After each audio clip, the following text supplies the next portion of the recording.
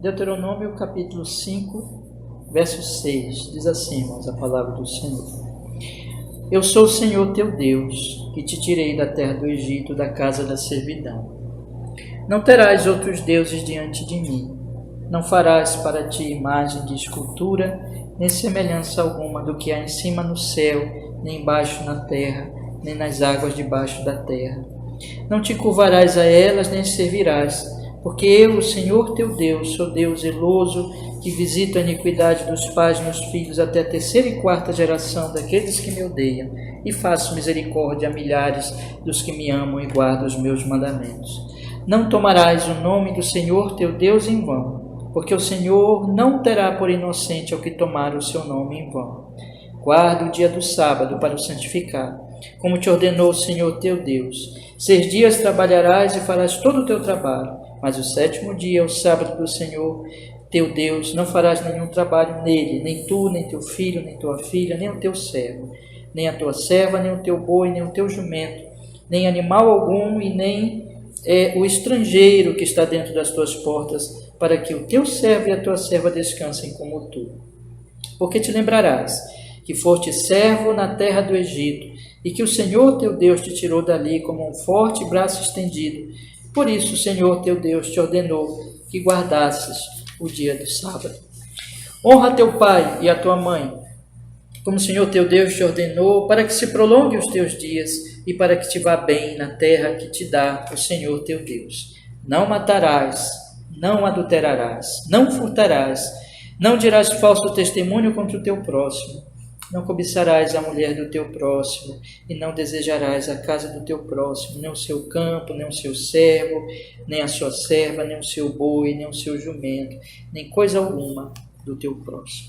Vamos orar, meus irmãos. Ó Senhor, nós pedimos que fales conosco nesta manhã, que o Senhor Espírito Santo possa nos iluminar neste estudo que estamos fazendo desta série, grande série, nos 10 mandamentos, e nestes domingos, no 2º mandamento, que o Senhor nos ensine, Senhor, essas verdades, aplique a nossa alma e nos santifique nelas, como na caminhada individual e na caminhada aqui como igreja, no culto, enfim, toda a nossa vida, em nome de Jesus, para a sua glória. Amém e amém. Pode sentar, meus irmãos, pode sentar. Já há alguns domingos, irmãos, eu tenho lido com vocês o Catecismo Maior. E nós lemos aqui que o 2º mandamento, pergunta 107, o 2º mandamento é: não farás para ti imagem de escultura, nem figura alguma de tudo que há em cima nos céus e do que há embaixo da terra, nem das coisas que haja debaixo da terra. Não adorarás, nem lhe darás culto, porque o Senhor teu Deus, o Deus forte e zeloso, que vinga a iniquidade dos pais nos filhos até a terceira e quarta geração daqueles que me aborrecem, e que usa de misericórdia até 1000 gerações daqueles que me amam e que guardam os meus preceitos. Então nós estudamos no Catecismo Ortodoxo que este mandamento proíbe as imagens, mas ele também nos ensina aquilo que Deus quer no culto público, aquilo que o Senhor realmente prescreve na adoração pública, na nossa vida aqui na igreja. E vocês lembram, irmãos, que o 1º mandamento, ele diz: não terás outros deuses. Ele fala de quem nós devemos adorar. E o 2º mandamento fala da forma que nós devemos adorar. Então, é muito importante nós guardarmos essas ênfases de cada mandamento. Aqui nós estamos, então, estudando as formas da adoração, que é de acordo com esse Deus verdadeiro. Vocês lembram que eu falei também que, como Deus é espírito, não convém fazer uma imagem de Deus. Como Deus é infinito, Deus não tem corpo e Deus não se limita, não tem limitações físicas, não convém fazer uma imagem. Isso é uma afronta a Deus, porque uma imagem, como uma imagem é uma representação da divindade, eu estou dizendo que Deus é limitado, por isso que ele proíbe imagens.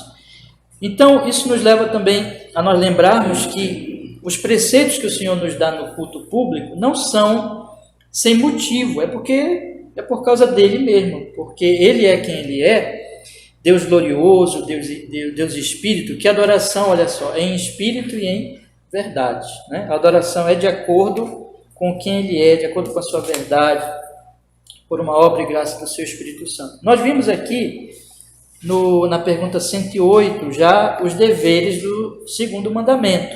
Já estudamos aqui alguns deveres, porque o catecismo maior, ele é mais explícito, ele expande mais, explica mais cada mandamento. E ele diz assim, o catecismo maior: os deveres exigidos no segundo mandamento são receber, observar, guardar puros, inalterados todo o culto e todas as ordenanças religiosas que Deus instituiu na sua palavra.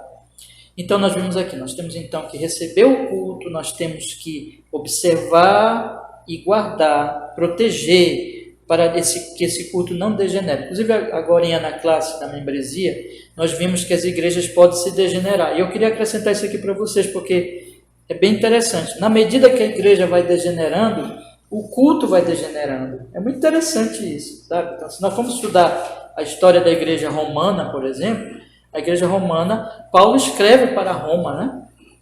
Então é uma igreja muito importante.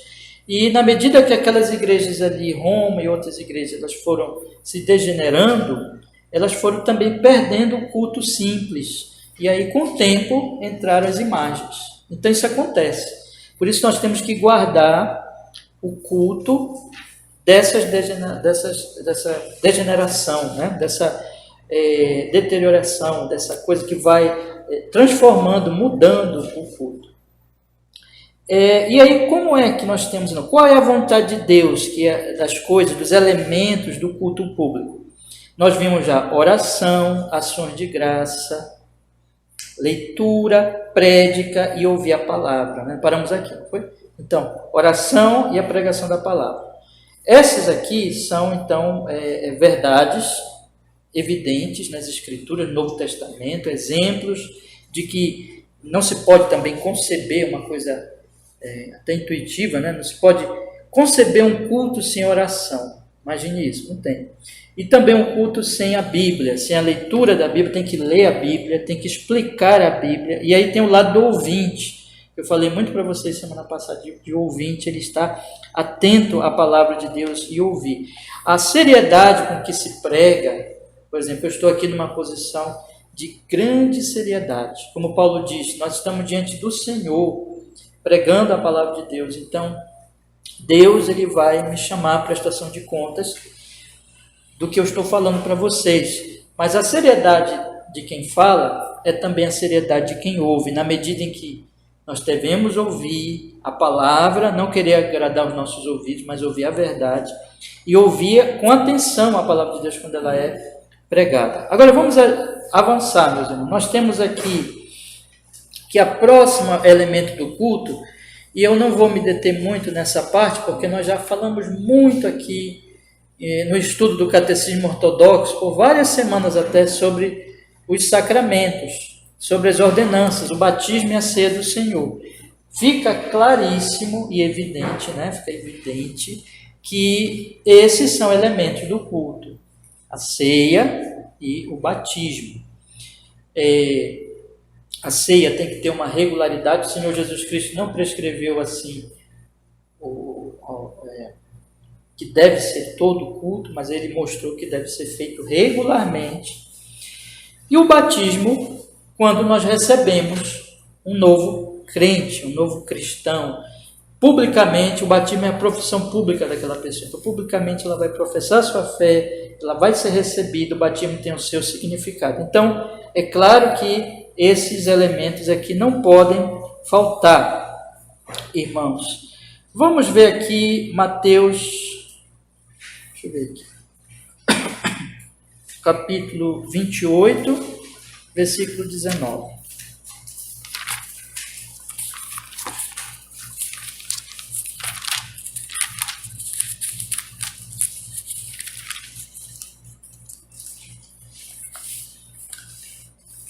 Vocês sabem que o Senhor Jesus instituiu as duas ordenanças, então isso aqui não tem nem o que discutir. Tem que ter na igreja a ceia e tem que ter o batismo, né? Então Jesus disse no capítulo 28, versículo 19: portanto, ide, fazei discípulos de todas as nações, batizando-os em nome do Pai, do Filho e do Espírito Santo. Veja a Trindade aqui aparecendo, né? Então, batizando-os em nome do Pai, do Filho e do Espírito Santo.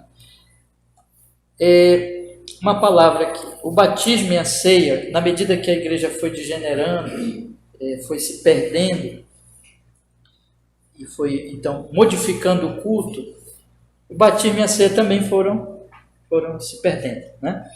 Então, tanto a forma como as coisas foram sendo feitas, uma forma assim que foi tendendo assim para a valorização dos elementos, do pão, da água, do vinho, e exatamente, né, já falei, eu ia falar duas coisas, mas foi se modificando a forma, porque a compreensão das pessoas foi se tornando assim, meio que mágica, né? De que aqueles elementos eles não eram mais simbólicos, mas eles se tornaram realmente alguma coisa poderosa em si. Então o pão se transformou no próprio corpo de Jesus, literalmente, o que não é verdade. Então eles são símbolos. Então essas coisas, irmãos, como eu disse, já passamos aqui vários domingos estudando essas coisas aqui no Catecismo Ortodoxo. Eu não vou repetir agora. E tem também lá gravado, se os irmãos quiserem ouvir os estudos anteriores ainda, eu acho que foi em 2020 até. Em 2021 a gente ficou falando ainda muito sobre isso, mas nós temos aqui então que esses elementos, os sacramentos ou as ordenanças, eles são meios de graça. Nós temos assim, mais ou menos, podemos colocar assim, 3 tipos de entendimento sobre os sacramentos. Podemos colocar assim: primeiro, aqueles que veem nos sacramentos uma coisa realmente poderosa em si, nos elementos, isso é errado, nós devemos rejeitar isso. E aqueles que quase não veem as ordenanças como meio de graça, isso também está errado. As ordenanças são meios de graça. O que é um meio de graça? O nome diz, é um meio através do qual Deus nos abençoa, Deus nos edifica, Deus nos agracia. Então a ceia e o batismo, os elementos em si não têm poder nenhum, mas como eles são simbólicos, eles apontam para a verdade do Evangelho, eles são como uma pregação visível. Então, assim como eu ouço a pregação, eu sou edificado, junto com a pregação vem o batismo, vem a ceia, então aquilo também me edifica. Por quê? Porque aqueles elementos, eles apontam para o centro do Evangelho, para a cruz de Jesus. Então, o vinho representa o quê, irmãos? Sangue. E o pão representa o quê? O corpo de Jesus. E a água representa ali a morte, né? Então eu mergulho, eu sou ressuscitado, né? A purificação também, enfim.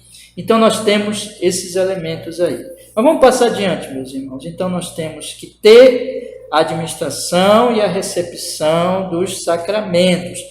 Sim, eu preciso falar disso. Administração e receber os sacramentos. Eu devo administrar, a igreja deve administrar de uma forma apropriada e aqueles que recebem também devem fazê-lo de uma forma apropriada. Eu não posso receber a ceia do Senhor de qualquer forma, ou participar, ou ser batizado também de qualquer forma. Então, existe o elemento da fé, do arrependimento, de você, como eu não posso ouvir a palavra de Deus de qualquer forma, eu também não posso participar da ceia de qualquer forma. É muito sério isso. Ouvir a palavra de Deus de forma leviana é sério.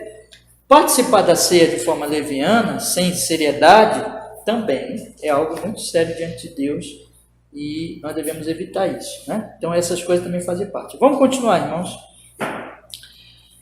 O governo e a disciplina da igreja. Isso aqui fazem parte, evidentemente, também tem a ver com o culto. A igreja ela tem o seu governo, a igreja tem a sua autoridade. Nós vimos até aqui de manhã, na classe ainda, né? Que o cabeça da igreja é o próprio Jesus, mas ele tem os seus chamados para liderar a igreja, no caso são os pastores, diáconos, né? Que tem até aquele livro do pastor Jeffrey Johnson, muito bom, que nós lemos nas terças-feiras, durante o ano passado, em que ele fala sobre esse equilíbrio que tem no governo da igreja, né? Então, temos a liderança da igreja e a igreja reunida é o governo da igreja. E Cristo governa a sua igreja pela palavra, pelo Espírito Santo, dirigindo a liderança, dirigindo a igreja congregada, reunida nas suas decisões, de acordo com as Escrituras. Então, assim é o governo da igreja. Então, isso tem o governo da igreja, que faz parte do culto, mas também tem a disciplina. A disciplina ela acontece de duas maneiras, tá? A disciplina geral, através da pregação. Aqui todo o tempo nós estamos sendo disciplinados, irmãos. Vocês percebem isso? E todo o tempo o pastor, o pregador, lendo a palavra de Deus, ele vai apontar a vontade de Deus. Apontando a vontade de Deus, ele vai denunciar os pecados, os nossos pecados. O Espírito Santo ele usa a pregação a pública para nos disciplinar, para dizer assim, olha, deixe de fazer isso, arrependa-se desse pecado, para nos edificar, para nos consolar, para nos orientar. Então, isso tudo é parte da disciplina pública. Mas existe também uma disciplina privada. Existe aquilo que, quando um irmão, uma irmã, eles estão, como acontece nas Escrituras, eles estão cometendo um pecado, e aquilo é conhecido pelo pastor ou por alguém da igreja, e aí começa uma disciplina ali, com fazer aquilo de maneira discreta, falar com a pessoa, todos aqueles processos que Jesus ensinou. Primeiro com a pessoa, depois com 2 ou 3, e só em último caso com a igreja inteira. Então, tem que ser feito esses processos aí, e isso faz parte da disciplina. Agora, quando o pecado é grave, quando é uma coisa pública, como aquilo que aconteceu em 1 Coríntios 5, todo mundo sabia e ninguém fazia nada, aquilo ali foi um escândalo. Paulo diz, tem que excluir aquela pessoa, tem que tirar da igreja, porque aquilo ali é uma vergonha pública e a igreja tem que disciplinar. Então, essas coisas, irmãos, elas fazem parte, exatamente, também tem a ver com o culto, com a adoração, com a reverência ao Senhor Deus Todo-Poderoso. Deixa eu ver aqui algum versículo. Vamos ver aqui 1 Coríntios 12, 28. 1 Coríntios 12, 28.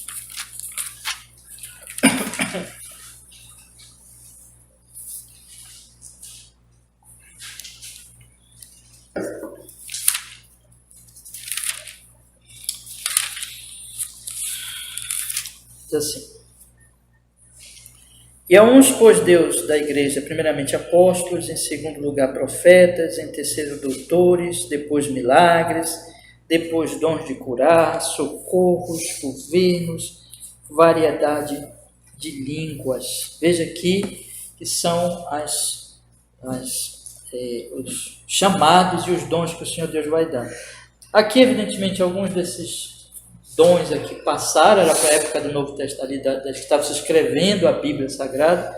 Apóstolos, por exemplo, não existem mais, profetas, mas doutores, mestres da igreja permanecem. Deixa eu ver aqui um outro texto.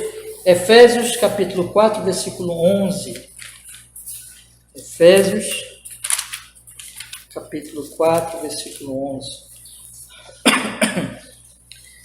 Nessa mesma linha de pensamento, o apóstolo Paulo também diz aqui em Efésios capítulo 4, versículo 11.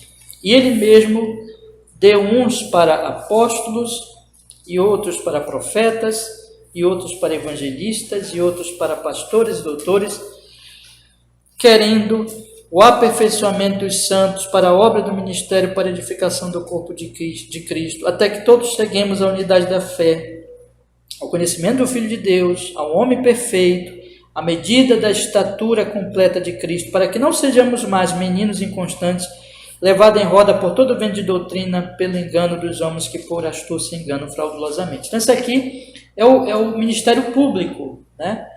O ministério público não é de justiça, é o ministério da palavra, que é público, que é ali o pastor pregando, ensinando. Como eu disse para vocês, apóstolos não existem mais, profetas não existem mais, evangelistas também podemos entender que são aqueles muito ligados ali aos profetas e apóstolos, nesse sentido não existem mais, ainda que a igreja continue evangelizando, né? Mas pastores e doutores é um ofício permanente, e Paulo diz aqui que eles foram instituídos por Deus, Deus deu eles para a igreja, para aperfeiçoar os santos, para que cheguem à unidade da fé, versículo 13, e para que não sejam levados como meninos inconstantes por todo o vento de doutrina, pelo engano dos homens. Então é claro que isso vai edificando a igreja e vai disciplinando a igreja também. Na verdade, irmãos, eu queria que você lembrasse disso nas suas orações. Ore por nossa igreja, ore pelas igrejas no Brasil, porque a luta da igreja sempre é contra a mentira. Contra a mentira. E quando a igreja, a mentira ela é muito assim, sutil. Às vezes uma igreja ela começa bem, né? Ela está combatendo bem ali a mentira no setor doutrinário, mas aí começa a tentar penetrar a mentira naquela igreja de outra forma, por outra área, e a igreja tem que ter cuidado com isso. Então, quem nos guarda é o Espírito da verdade. O trabalho da igreja, a igreja é coluna e baluarte da verdade, e ela deve então ali lutar contra o engano dos homens. Irmão, o que tem de gente enganando, mentindo, deturpando as escrituras? E isso não está só no meio eclesiástico, isso está nas universidades, isso está na política, isso está em todas as áreas. Então nós temos aí que o papel da igreja é um papel assim, ela é coluna e baluarte da verdade. Ela é a única instituição chamada por Deus para levantar a mensagem do Evangelho. Mas não pense que isso não vai ter ataque, né? O diabo, ele é astuto e ele vai atacar as igrejas com vários e vários tipos de mentira. E a igreja, então, na medida que a palavra é pregada, aplicada, os crentes vão crescendo, eles deixam de ser meninos. Por isso a importância da pregação, do ensino, porque se não tiver, eles vão sendo levados pelos ventos de doutrina, por esses homens que enganam, como Paulo diz aqui, com astúcia enganam fraudulosamente. Mas ele diz no versículo 15, bora aproveitar para ler o 15. Antes, seguindo a verdade, em amor, cresçamos em tudo naquele que é a cabeça, é Cristo. Eu acho muito maravilhoso na Bíblia, que às vezes a gente vê algumas pessoas aí se tornarem defensores da verdade. Eles vão para as redes brigar com esse, brigar com aquele, mas não tem amor. A gente não vê amor nessa gente. Mas lembre que o verdadeiro crescimento da verdade é em amor. Quando nós estamos crescendo em conhecimento de Deus, conhecimento da verdade, conhecimento da palavra, nós estamos aprendendo a amar, porque Deus é amor, né? Então, esse crescimento não é um crescimento só aqui na cabeça, irmãos. Eu posso ter um cérebro assim de gigante, sabe? Conhecer um monte de coisa, doutrina, um monte de coisa, mas se a minha vida não tem amor, é só conhecimento intelectual. O conhecimento verdadeiro, conhecimento de Deus, conhecimento do Evangelho, tem que descer da cabeça, né, e se tornar realmente vida, conhecimento espiritual, mudar a pessoa, fazê-la ser cheia de amor, e isso é o que realmente é o verdadeiro crescimento. Onde você vê raiva, ódio, em nome de cristianismo, já pode dizer que não é cristianismo, certo? Onde você vê ali, eu não estou dizendo, meus irmãos, que nós não vamos defender a verdade, não estou dizendo que não haverá uma certa indignação, uma certa ira contra a mentira, mas eu estou dizendo que o princípio do amor a Deus, o serviço a Deus, desejo sincero de não combater as pessoas, mas combater ao diabo e ao erro, ao mal. Lembra que Paulo diz lá, nossa luta não é contra a carne, nem contra o sangue, mas é contra os principados, contra as potestades. Então, onde você vê a pregação do evangelho genuína, ela é com interesse verdadeiro pelas pessoas, pela mudança das pessoas, pela conversão das pessoas, né? Então, é nesse sentido, eu acho que isso é preciso falar hoje, porque nós estamos num tempo muito difícil em que esse assunto da defesa da verdade está sendo tomado por pessoas que, em nome de um cristianismo, e às vezes falando em nome de Deus, não estão defendendo o evangelho, estão defendendo as suas posições, estão defendendo as suas próprias ideias, e fazendo isso de uma forma muito cheia de ódio, de raiva. Isso nada tem a ver com o Evangelho. Então vamos lá. Ele continua aqui falando, o Catecismo Maior, sobre o governo e disciplina da igreja. Dentro desse contexto que eu falei essas últimas coisas, de que a igreja ela tem uma disciplina, ela é coluna e baluarte da verdade. Agora nós vamos entrar num outro aspecto, num outro assunto, que tem a ver também com o culto. Irmãos, nós temos aqui esse gasofilácio. Outras igrejas, isso não é errado, nós não estamos dizendo que é errado. As outras igrejas têm aquele sistema, né, de passar essa colinha. Outras têm essa forma, tem aquela outra forma. Mas o que acontece é que a igreja, ela tem um ministério e ela tem a manutenção desse ministério. Isso também faz parte do culto, ou seja, os nossos dízimos, as nossas ofertas, as nossas contribuições são culto também ao Senhor, né? Então, a maneira como nós fazemos aqui na nossa igreja, por exemplo, e é por isso, e eu preciso explicar isso agora para vocês, a palavra de Deus ela fala que o culto é algo voluntário, é algo que eu faço em obediência e amor a Deus. Por exemplo, por que você está na igreja agora aqui? Nunca deve ser porque você está sendo obrigado por alguém. O verdadeiro culto é: eu venho para o culto, eu venho adorar a Deus porque eu quero, porque eu tenho prazer, porque eu tenho alegria em adorar o Senhor, porque eu tenho alegria em estar com meus irmãos. Eu canto os salmos, eu leio a palavra, eu ouço a pregação, porque eu quero fazer isso. É voluntário.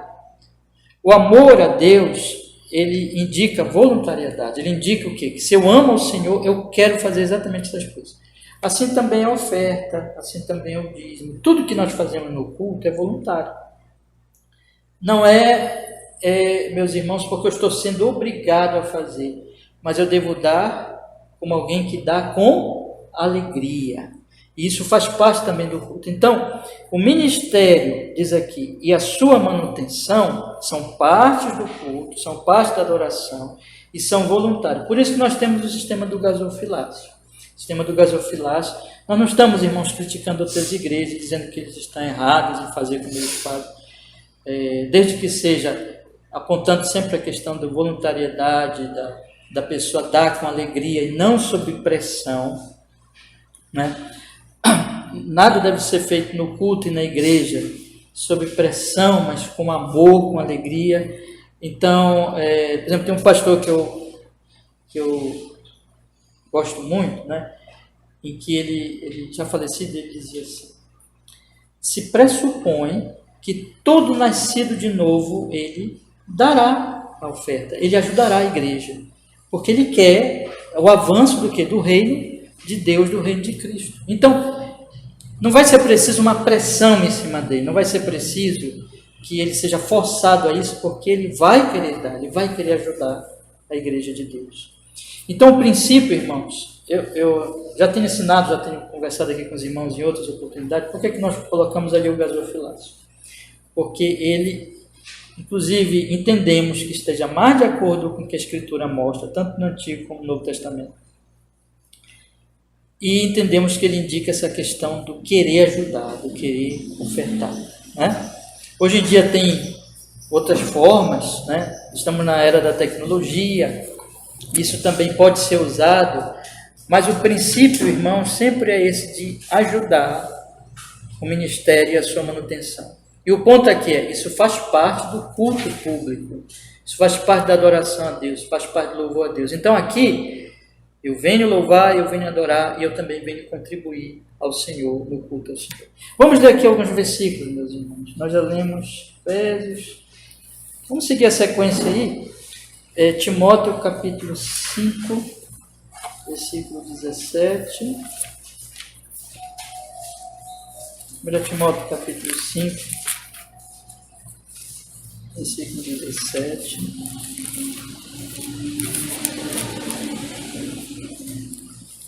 Diz assim a palavra do Senhor.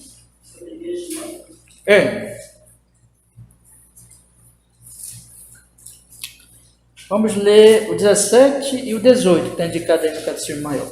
Diz assim: os presbíteros que governam bem sejam estimados por dignos de duplicada honra, principalmente os que trabalham na palavra e na doutrina.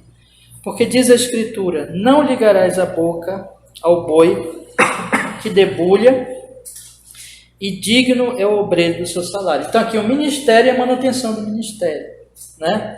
É muito interessante o pastor, ele estar dedicado integralmente ao ministério da palavra, e ele poder ser sustentado pela igreja nesse ministério da palavra. Isso é bíblico, né?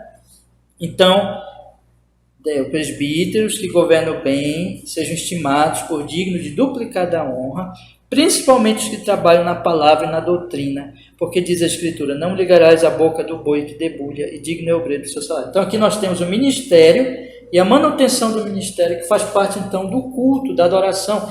Porque, irmãos, o culto ele tem um elemento material.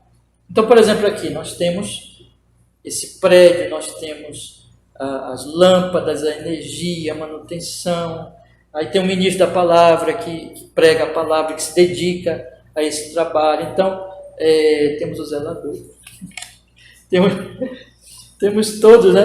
Temos aqui E a nossa igreja é pequenininha, né? Aí vocês imaginem uma igreja maior, né? Então, existe uma estrutura física que deve ser mantida. E a manutenção do ministério, a manutenção dessa estrutura, também faz parte do culto, de você vir, dar suas ofertas, dar sua contribuição, ajudar na igreja de Deus. Eu queria aproveitar aqui e ler mais um versículo que está em 1 Coríntios, capítulo 9.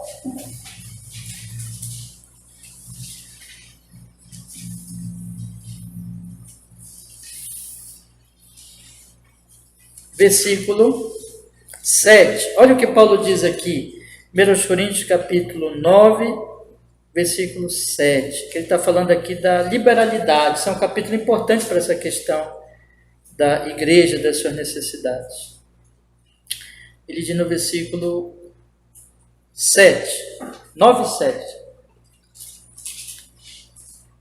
Cada um contribua segundo propôs no seu coração, não com tristeza ou por necessidade, porque Deus ama ao que dá com alegria. E Deus é poderoso para fazer abundar em vós toda a graça, a fim de que, tendo sempre em tudo toda a suficiência, abundeis em toda boa obra. Tudo vem de Deus. Então, o nosso trabalho, o nosso estudo, o nosso dinheiro vem de Deus, e Ele nos dá para que nós possamos, olha só, irmãos, inclusive a exortação aos ricos, mas não também somente aos ricos, a nós mesmos somos pobres. É que daquilo que Ele nos dá, nós temos que abundar em boa obra. Então, dar com alegria, ajudar a igreja de Deus com alegria. Então, o ministério e a sua manutenção também fazem parte do culto ao Senhor e daquilo que o Senhor prescreve para a sua igreja, em termos de culto, de manutenção deste culto, da adoração ao Senhor. Vamos continuar, meus irmãos. O que nós vamos falar agora, esses outros elementos que nós vamos falar agora, eles não são ordinários. Eu queria colocar assim uma classificação para vocês. Inclusive está na confissão de fé, nossa. Existem os elementos ordinários do culto, por exemplo. Ordinariamente temos que cantar, orar, pregar, ler a palavra, ofertar, dizimar, ajudar, participar da ceia, batizar as pessoas quando tem para batizar, né? Isso são coisas ordinárias. Mas existem coisas extraordinárias que são prescritas na palavra de Deus, mas que não são para serem feitas todo o tempo, mas de acordo com uma necessidade. E estas são o jejum religioso, o jurar em nome de Deus, fazer votos a Ele. Entendeu? Essas coisas, esses elementos, são elementos do culto também, e prescritos na palavra de Deus, mas eles não são ordinários, ou seja, eu não tenho que, por exemplo, jejuar todo o culto. Eu não tenho que jurar, ter juramentos em todos os cultos. Eu não tenho que fazer votos em todos os cultos, mas há momentos em que deve ser feito isso. Eu, sinceramente, acho que a gente precisa jejuar bastante, né?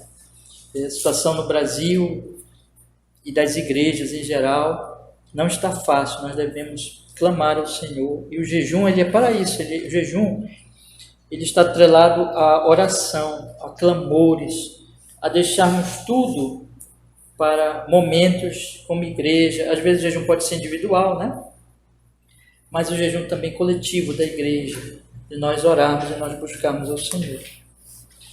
Jurar em nome de Deus é quando existe uma demanda em busca de uma verdade entre os seres humanos e que eu chamo Deus como minha testemunha e juro diante dele,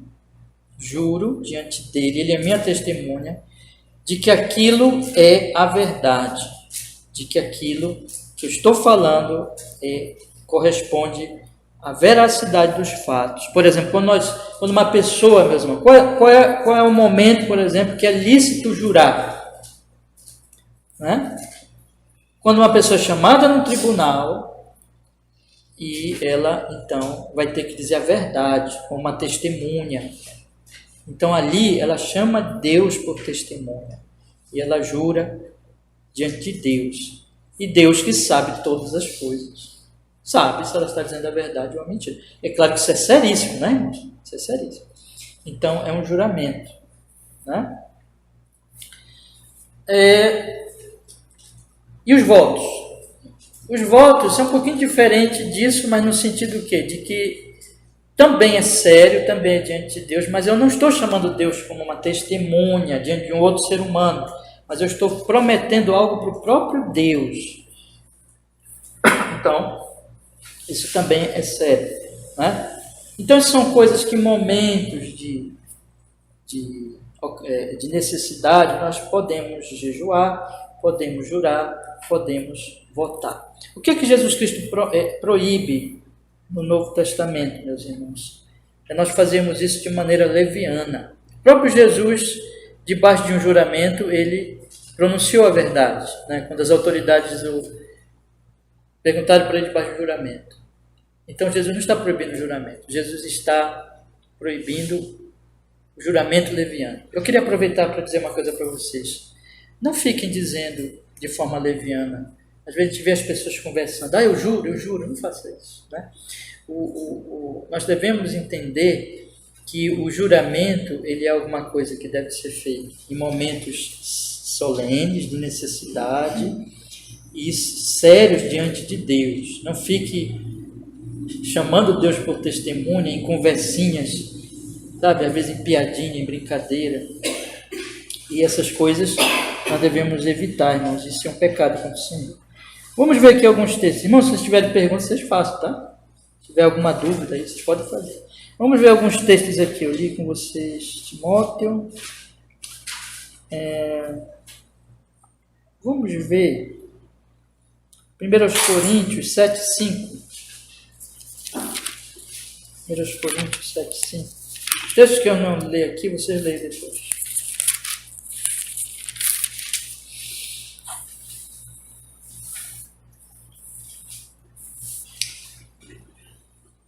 Paulo está falando aqui com os casais, né? Marido e mulher.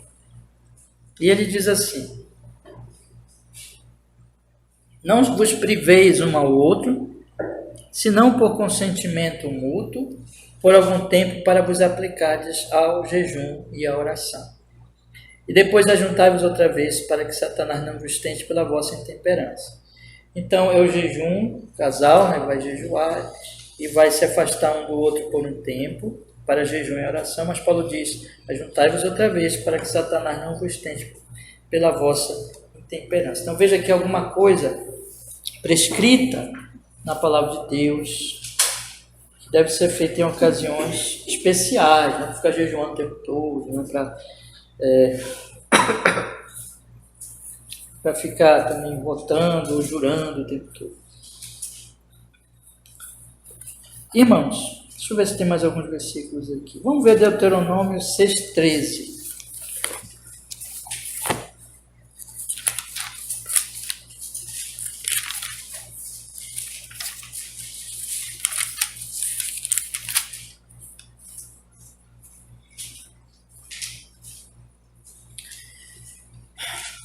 Senhor, Deuteronômio 6,13. O Senhor teu Deus temerás, e a Ele servirás. Perdão. O Senhor teu Deus temerás, e a Ele servirás, e pelo seu nome jurarás. Então, prescrito na Sagrada Escritura, os juramentos em momentos solenes. Chegamos aqui, então, a um outro ponto do catecismo. Eu não sei se eu vou conseguir falar tudo agora, eu vou só falar mais alguns minutos, e aí nós vamos parar hoje. Mas eu queria que vocês observassem o seguinte: essa resposta aqui, ela se divide nas seguintes partes. Primeiro, a palavra de Deus diz sobre o que é exigido. A primeira parte diz assim: receber, observar, guardar puros e inalterados todo o culto e todas as ordenanças religiosas que Deus instituiu na sua palavra. Aqui é uma forma de falar mais geral. Então, sobre o princípio geral deste mandamento, ou seja, que eu devo receber a palavra de Deus, observar, obedecer a palavra de Deus sobre o culto, receber a palavra de Deus sobre o culto, observar a palavra de Deus sobre o culto e proteger para que não se degenere, para que aquilo não seja abandonado. Então, são essas três coisas, né? Receber, observar e guardar. Então, aqui é o geral. Aí ele começa a especificar, quando ele diz assim, especialmente, aí ele entra nos detalhes, entendeu? Do que Deus ordena. O que Deus ordena no culto? Aí nós já estudamos. Deus ordena a oração, ação de graça, leitura, prédica, ouvir a palavra, administração, recepção dos sacramentos, governo da igreja, disciplina, ministério, manutenção, e aquilo que é excepcional também, o jejum, o jurar e o votar. Então, essa é a segunda parte. Então, a primeira parte ele apresenta o princípio geral, de que eu devo receber, observar e guardar. Segunda parte, ele especifica o que eu tenho que fazer, né? Então, no culto. E a terceira parte, com esse bem como, aí ele vai falar mais, ele vai detalhar mais aquela questão do guardar. Veja, eu digo para vocês assim, irmãos, observe, eu digo para vocês assim, isso aqui é por exemplo, esse objeto aqui que eu tenho na mão, isso aqui é valioso e eu vou dar para você guardar, né? Quando eu digo isso, você vai guardar esse objeto, você já começa a colocar na sua mente aqui, eu estou recebendo uma responsabilidade de guardar esse objeto valioso. Aí você já começa a pensar como eu vou executar esta tarefa de guardar, de proteger este objeto. Irmãos, nós temos dois trabalhos a fazer. Nós temos que, primeiro, promover o verdadeiro culto e nós temos que proteger o verdadeiro culto, guardar o verdadeiro culto. Então, nós temos essas duas tarefas como igreja, tá? E eu queria chamar os meus irmãos para vocês me ajudarem nisso, em oração e apoio também, né? Nós temos que nos unir nisso. Por exemplo, pode acontecer de algum irmão vir assim e achar uma coisa bonita lá na outra igreja, né? Pastor, é tão bonito lá, vamos fazer assim? Não é esse o critério, né? Então, evidentemente, qualquer irmão pode sugerir até alguma mudança ou melhoramento, mudança para melhor, né? No culto público, mas a base nunca deve ser o quê? Deve ser porque outra igreja está fazendo ou porque lá dá resultado, por exemplo, também, né? Aquela igreja ali está fazendo e, olha, está lotando lá, né? Então, muita gente está indo porque estão fazendo isso. É o que nós chamamos de pragmatismo. Vamos fazer uma coisa porque dá resultado. Não, a base não é essa. A base não é porque uma igreja está fazendo e porque eu estou achando bonito ou porque muita gente está gostando, mas a base é que está prescrito, né? Nós estamos em reforma. Os irmãos mais antigos lembram que nós fazíamos umas coisas que nós não fazemos mais hoje. né? Nós fazíamos. E nós deixamos de fazer. Por que deixamos de fazer? Porque nós entendemos que aquilo não está baseado na Sagrada Escritura. Também, nós não fazíamos algumas coisas, nós começamos a fazer. Né? Por quê? Porque nós percebemos aqui, na medida que nós fomos estudando, meditando, que aquilo estava faltando. Vou dar um exemplo prático aqui. Por exemplo, muito tempo atrás, nós batíamos palma aqui. Lá, há muito tempo. Deixamos de fazer. Eu, por exemplo, eu venho do pentecostalismo, né? A minha origem da igreja quadrangular. Eu fui pastor quadrangular, 4 anos. Então, lá, bati a palma, e quando eu comecei a conhecer a fé reformada, então não foi logo, nós deixamos esse costume, né? E uma coisa que nós não fazíamos e que passamos a fazer, a leitura sequencial da Bíblia. Nós não fazíamos isso. Porque se você for nas igrejas, as pessoas não leem a Bíblia. Já perceberam isso? Não leem a Bíblia. Ler um capítulo da Bíblia, isso aí eu acho que é coisa assim mais rara você encontrar numa igreja, né? E até a pregação, ler um versículozinho, às vezes, e a pregação cada vez menor.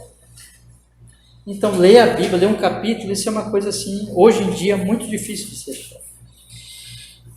Então, irmãos, nós não estamos fazendo essas coisas, não deixamos de fazer e não começamos a fazer. Estou colocando aqui uma experiência nossa, né, para explicar, porque é uma coisa que as pessoas estão fazendo, todo mundo está fazendo.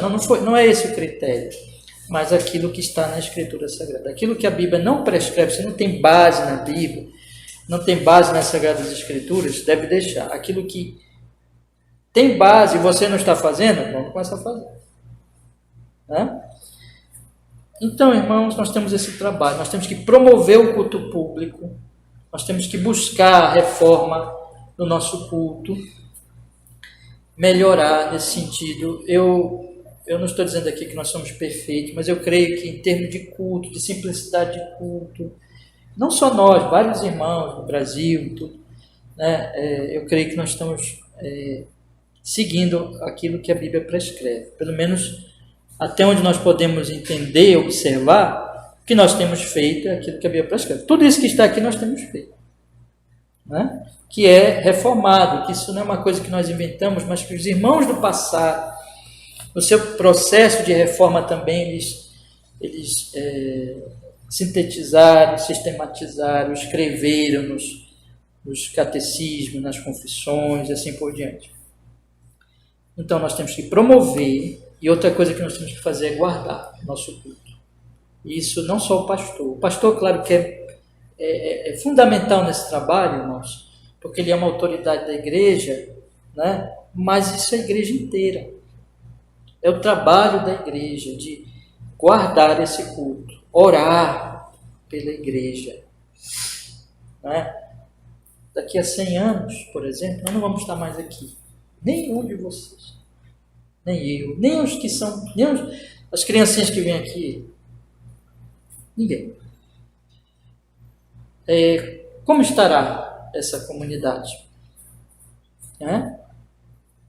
Se crescer muito, por exemplo, e nós queremos que cresça, queremos pregar o Evangelho, que a igreja cresça, se expanda, abra congregações, esse é o nosso objetivo, né? Nós estamos plantando uma igreja e queremos plantar outras igrejas. E oramos por isso. Mas como serão nossos cultos daqui a 40 anos, 50 anos, quando talvez alguns de nós pelo menos não estejam mais aqui? Né? É o nosso trabalho proteger o culto, preservar o culto. Só que isso tem, meus irmãos, eu vou falar só essa semana que vem, eu vou continuar, porque o assunto vai exigir que eu explique mais coisas, então eu vou parar aqui, só vou falar aqui e vou parar. Só que isso tem, vamos dizer assim, os papéis de cada um nesse trabalho. E é isso que a confissão, aliás, o catecismo vai falar aqui de uma forma maravilhosa. Assim. Veja só o que ele diz aqui. Bem como desaprovar, detestar opor-se a todo culto falso e segundo a posição, olha só esse ponto, segundo a posição e a vocação de cada um, remover tal culto e todos os símbolos de idolatria. Então aqui tem duas partes. A primeira parte fala dos verbos que mostram quais devem ser as nossas ações em relação ao falso culto. Eu tenho que desaprovar, eu tenho que detestar, eu tenho que me opor ao culto falso. E eu devo fazer isso como? A isso diz respeito à minha posição e à minha vocação. Eu não posso tentar fazer isso fora da minha posição, fora da minha vocação. Por exemplo, eu não vou chegar lá numa igreja aqui do bairro, por exemplo, tem ali a igreja católica, por exemplo, chegar lá e derrubar no chão as imagens daquelas pessoas. Eu posso fazer isso? Não. Só para dar uma ilustração, né?